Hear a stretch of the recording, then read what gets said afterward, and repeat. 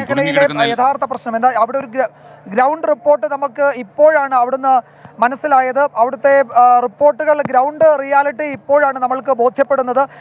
കാരണം അവിടെ എന്താണ് നടന്നത് എന്നത് സംബന്ധിച്ച് പുറത്തേക്ക് ആ വിവരങ്ങൾ വന്നിരുന്നില്ല. അവിടേക്ക് ആർമി ഒരു താൽക്കാലിക പാലം ഏതാണ്ട് സജ്ജീകരിച്ചതിന് ശേഷമാണ് അവിടെ കുടുങ്ങിക്കിടന്ന ആളുകൾക്ക് താഴേക്ക് അവരെ കൊണ്ടുവരാൻ കഴിഞ്ഞത്. ഇപ്പോഴേ രക്ഷാപ്രവർത്തനത്തിന് നേതൃത്വം നൽകിയ ആളുകൾ പറഞ്ഞത് അവിടെ ഒട്ടുമിക്ക പേരും, ജീവനോടെ ഉണ്ടായിരുന്ന ഒട്ടുമിക്ക പേരെയും കൊണ്ടുവന്നിട്ടുണ്ട്.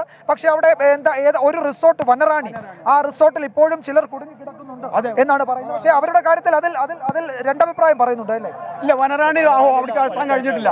വനറാണിയിൽ ആളുകളുണ്ട്, അവിടെ ആളുകൾ ഇപ്പോഴും ഉണ്ട്. പക്ഷെ നാളെയും നമ്മൾ വലിയ റിസ്ക് എടുത്തെങ്കിൽ മാത്രമേ നമുക്ക് അവിടെ എത്താൻ കഴിയുള്ളൂ. കമ്പി കാലിനുള്ളിൽ കുടുങ്ങിക്കിടക്കുക ചെയ്തത്. പറയൂ. മുണ്ടക്കൈ ടോപ്പിൽ ഫുള്ള് ബോഡിയാണ്. നമ്മളിപ്പോൾ അവിടെ നിന്ന് 18 ബോഡി, 20 ബോഡി ഞങ്ങൾക്ക് അവിടെ നിന്ന് കിട്ടിയിട്ടുണ്ട്. അവിടെ നിന്ന് എടുക്കണമെങ്കിൽ അവിടെ വെളിച്ചോ കാര്യങ്ങളോ ഒന്നുമില്ല. അവിടെ ആളുകൾക്ക് എത്തിപ്പെടാൻ വളരെയധികം ബുദ്ധിമുട്ടാണ്. അറ്റ്ലീസ്റ്റ് ഒരു വെളിച്ചമാണ് ഏറ്റവും വലിയ കാര്യം. അല്ലാതെ ഇവർക്ക് അവിടെ പോകാൻ ഇപ്പോഴല്ലേ പറ്റിയതല്ലേ? ഞങ്ങള് സാധാരണക്കാർ മാത്രമേ അതിന്റെ മോട്ടുള്ളൂ. വേറെ റൗണ്ട് അടിച്ച് പോയതുള്ളൂ. ഇല്ലെന്ന് അവിടെ ആളില്ല. നിങ്ങൾ ഇല്ലാത്ത കാര്യം പറഞ്ഞ ആളില്ല.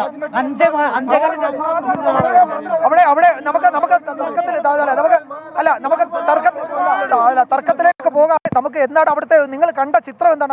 അവിടെ എന്ന് പറഞ്ഞാൽ സാധാരണക്കാർ മാത്രമേ ഉള്ളൂ, വെളിച്ചമല്ല. ഞങ്ങൾക്ക് ഇനിയും ബോഡി അവിടെ നിന്ന് എടുക്കാനുണ്ട്. കാരണം ഞങ്ങൾക്ക് എടുക്കാൻ പറ്റാത്തൊരവസ്ഥയാണ്. ഈ ഭയങ്കര ഇരുട്ടാണ്. 5-5:30 സമയത്ത് ഞങ്ങൾ കയറ് ചോദിച്ചിട്ട് ആ കയർ അവരെടുത്തു പോയിട്ട് ഞങ്ങൾ വേറെ ആളെ കയറ് വാങ്ങിയിട്ടാണ്. നമുക്ക് അവിടെ പരിക്കേറ്റ് ജീവനോടെ ഉണ്ടായിരുന്ന മുഴുവൻ പേരെയും കൊണ്ടുവരാൻ പറ്റില്ല. ജീവനല്ല, ഉള്ളതൊക്കെ മയ്യത്ത ബോഡിയാണ്. എവിടെ തപ്പുന്നു അവിടെയൊക്കെ ബോഡിയാണ്, ഉള്ള ബോഡിയാണ്. 18 ബോഡി ഇപ്പോഴവിടെ എടുത്തു വെച്ചിട്ടുണ്ട്. ഇവിടെ അവിടെ ആർമിയില്ല, ഒരു ഗവൺമെന്റിന്റെ സൈഡിൽ നിന്ന് ഒരു ഹെൽപ്പ് ഞങ്ങൾക്ക് കിട്ടിയിട്ടില്ല. സാധാരണക്കാർ എടുക്കാൻ കഴിയാണ്ട് കമ്പി കാലിൽ കുടുങ്ങിയിട്ട് കിടക്കുകയാണ്. അതായത് കാലിൽ എടുക്കാൻ കഴിയുന്നില്ല.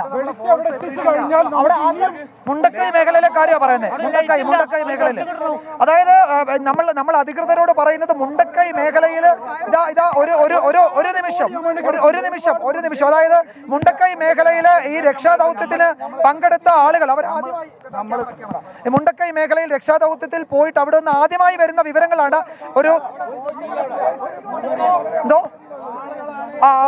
ആദ്യമായാണ് ആ വിവരങ്ങൾ വരുന്നത്.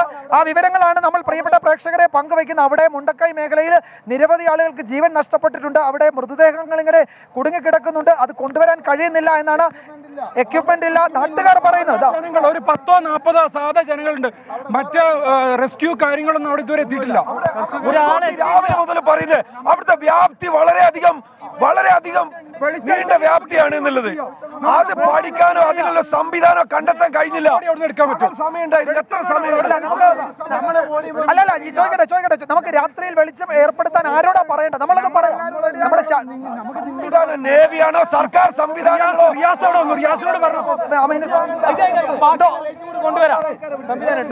മിനിസ്റ്ററുണ്ട് അല്ലെ? അതെ. ഒരുപാട് ബോഡികൾ മുകളിൽ വരാനുണ്ട്. ഒരുപാട് ബോഡി. ഞാൻ ഏറ്റവും ടോപ്പിൽ പോയ ആളാണ്. ഇപ്പൊ ഓൾറെഡി 18 ബോഡി അവിടെ ഞങ്ങൾ അവിടെ സേഫ് ആക്കി വെച്ചിട്ടുണ്ട് ഒരു വീട്ടില്. ഇനി ഒരുപാട് എടുക്കാനുണ്ട്. കാരണം നമുക്ക് സാധാരണക്കാർ ജനങ്ങൾക്ക് അവിടെ പോകാൻ ആഗ്രഹമുണ്ട്, ഹെൽപ്പ് ചെയ്യാൻ ആഗ്രഹമുണ്ട്. പക്ഷെ ഇവിടുത്തെ ആളുകൾ, ഇവിടുത്തെ ഗവൺമെന്റ് സമ്മതിക്കുന്നില്ല. സിവിൽ അതിന് സമ്മതിക്കില്ല, വിടുന്നുമില്ല. അവരങ്ങോട്ട് പോകുന്നുമില്ല, നമ്മളെ കൊണ്ട് ചെയ്യിപ്പിക്കുന്നില്ല. മുണ്ടക്കായിലെ ആ പരിസരത്ത് എല്ലാ വഴി അറിയപ്പെടുന്ന ഒരാളുകളെ 10 ആളെ ഇവരെ വിട്ടില്ല. ഞങ്ങൾ അവരെ കാല് പിടിച്ചു. ഇവരിവിടെ ബ്ലോക്ക് ചെയ്യാറുണ്ടായത്.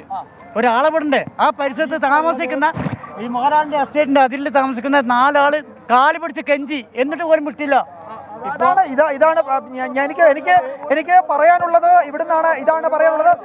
ഈ സഹോദരങ്ങൾ, നമ്മൾ ഈ കാണുന്ന ഇവരാണ് ഈ മുണ്ടക്കൈയിൽ ആദ്യമായി അവിടെ ദൗത്യത്തിന് എത്തിയത്. കാരണം അവരവിടെ കണ്ട കാഴ്ച അങ്ങേയറ്റം ഭയപ്പെടുത്തുന്നതാണ്.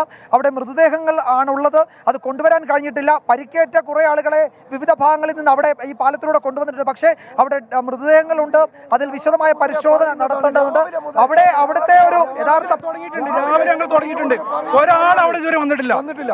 ഇവിടുന്ന് ഒരാളെ രക്ഷപ്പെടുത്തി കൊണ്ടുപോയി. 3 മൃതദേഹങ്ങൾ അവിടെ തന്നെ വെച്ചു. ഒരാളെ ഈ കണ്ട ആളുകൾ മൊത്തം വരാൻ റെഡിയാണ്. അവിടുന്ന് കടത്തിവിടുന്നില്ല ഞങ്ങള്. അല്ല, നമുക്ക് രാത്രി പോകാൻ പറ്റുമോ? നമുക്ക് രക്ഷാപ്രവർത്തനം നടത്താൻ പറ്റാത്ത അവസ്ഥയിൽ അവിടെ ഉണ്ട്. രക്ഷാപ്രവർത്തനം നടത്താൻ പറ്റാത്ത, കഴുത്ത് വരെ മൂടിയിട്ട്, ചളി മൂടിയിട്ട് കഴുത്ത് വരെ ഉണ്ടായത്. നമുക്കത് പരിഹരിക്കാം. നമുക്കത് പരിഹരിക്കണം. ഇവരോട് മിലിറ്ററിന്റെ ആൾക്കാർ, ഫയർഫോഴ്സിന്റെ ആൾക്കാർ നല്ല പറഞ്ഞല്ലോ. നമ്മൾ ആ കവുങ്ങ് വെട്ടിയിട്ട് അവിടെ പാലം മാറി നിർമ്മിച്ചിട്ട് നമ്മൾ കൊണ്ടുപോകാറുണ്ട്. സമ്മതിച്ചില്ല. ആരാ സമ്മതിക്കാതെ? ശരി ശരി ശരി ശരി. നമുക്ക് അത് നമുക്ക് ഈ തത്സമയം കണ്ടുകൊണ്ടിരിക്കുമ്പോൾ നമുക്ക് പറയാനുള്ളത് ആ മേഖലയിൽ കുടുങ്ങിക്കിടക്കുന്നവർ, അവിടെ മരിച്ചവർ, അവരുടെ മൃതദേഹമൊക്കെ കൊണ്ടുവരേണ്ടത് ഇവര് ഈ കാഴ്ച കണ്ടത് ഒരുപക്ഷെ നമ്മളുടെ ഹൃദയത്തിൽ തറയ്ക്കുന്ന മട്ടിലാണ് അവർ കാര്യങ്ങൾ വിശദീകരിക്കുന്നത്. അവിടെ മൃതദേഹം ഇങ്ങനെ കിടക്കുകയാണ്. ഇവർ പലതും അവിടെ ഏതോ സ്ഥലത്തേക്കൊക്കെ മാറ്റിവെച്ചിട്ടുണ്ട്. അത് കൊണ്ടുവരാൻ കഴിഞ്ഞിട്ടില്ല എന്ന് പറയുന്നു. രാത്രിയിൽ അവരവിടെ പോകാൻ തയ്യാറാണ്. പക്ഷേ ഇവിടെ അതിനുള്ള അനുമതി കിട്ടുന്നില്ല.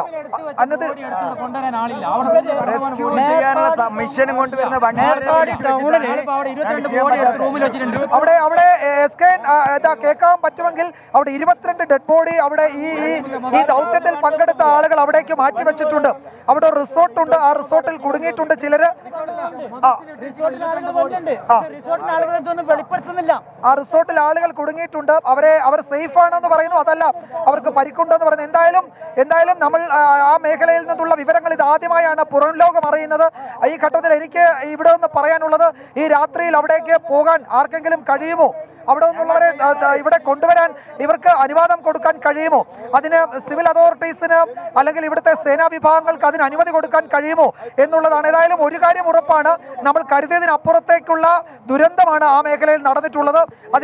അതിന്റെ ഗ്രൗണ്ട് റിപ്പോർട്ടാണ് ഈ ദൗത്യത്തിൽ പങ്കെടുത്ത നമ്മളോടൊപ്പം ഉണ്ടായിരുന്നവരൊക്കെ ഇതിനോടകം പങ്കുവച്ചിട്ടുള്ളത്.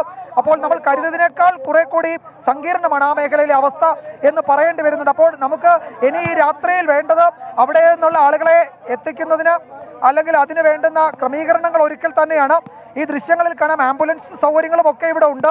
പക്ഷെ അങ്ങനെയൊക്കെ പറയുമ്പോഴും അവിടെ അപകടത്തിൽ പെട്ട അതിനിരയായ മുഴുവൻ ആളുകളെയും അവിടെ ഒന്ന് കൊണ്ടുവരാൻ കഴിയുന്നില്ല എന്നൊരു നിസ്സഹായാവസ്ഥ ഈ ദൗത്യത്തിൽ പങ്കെടുക്കുന്നവരൊക്കെ പറയുന്നുണ്ട്. അവരൊരു പക്ഷേ ഇതാദ്യമായാണ് അവിടെ നിന്നുള്ള ഏറ്റവും പ്രധാനപ്പെട്ട അല്ലെങ്കിൽ ഒരു ഗ്രൗണ്ട് റിപ്പോർട്ട് റിയാലിറ്റി അവർ പങ്കുവയ്ക്കായിരുന്നു. അവർ ആ മേഖലയിലേക്ക് അവർക്കാണ് ആദ്യമായി പോകാൻ കഴിഞ്ഞത്. അവരവിടെ കണ്ട കാഴ്ചകൾ അങ്ങേയറ്റം ഭയപ്പെടുത്തുന്നതും വേദന ഉളവാക്കുന്നതുമാണെന്നാണ് അവർ പറഞ്ഞത്. അപ്പോൾ അവിടെ അവർ തന്നെ പറയുകയായിരുന്നു, ഏതാണ്ട് 20-25 പേരുടെ മൃതദേഹം ഒരു സ്ഥലത്തേക്ക് മാറ്റിയിട്ടുണ്ട്, അത് കൊണ്ടുവരാൻ പറ്റുന്നില്ല എന്നവർ പറയുകയായിരുന്നു. അതുപോലെ അവർ പറയുന്നത് പരിക്കേറ്റവരുണ്ടോ എന്ന് അന്വേഷിക്കാൻ പറ്റുന്നില്ല എന്നായിരുന്നു.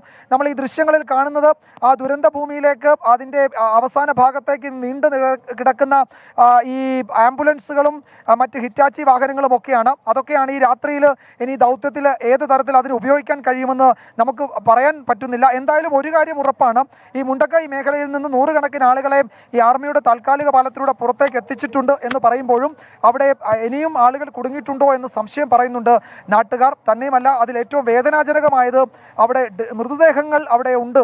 ഏതാണ്ട് ധാരാളമായി അവിടെ എനിക്കറിയില്ല അതെങ്ങനെയാണ് ഈ ഘട്ടത്തിൽ പറയേണ്ടതെന്ന്. നമ്മളെ വേദനിപ്പിക്കുന്ന ഒരു കാര്യം അതാണ്. അവിടെ അങ്ങനെ മൃതദേഹം അവിടെ കൂട്ടിയിട്ടിട്ട് പോന്നു എന്നാണ് ഒരു രക്ഷാപ്രവർത്തനത്തിൽ പങ്കെടുത്ത ഒരാൾ പറഞ്ഞത്. നോക്കൂ, നമുക്ക് എത്ര വേദനയുണ്ടാക്കുന്ന കാര്യമാണ് അവിടെ നടന്നത്. അവിടെ നിന്നുള്ള വിവരങ്ങൾ അതാണ് നമ്മളെ അറിയിക്കുന്നതും അതുതന്നെയാണ്.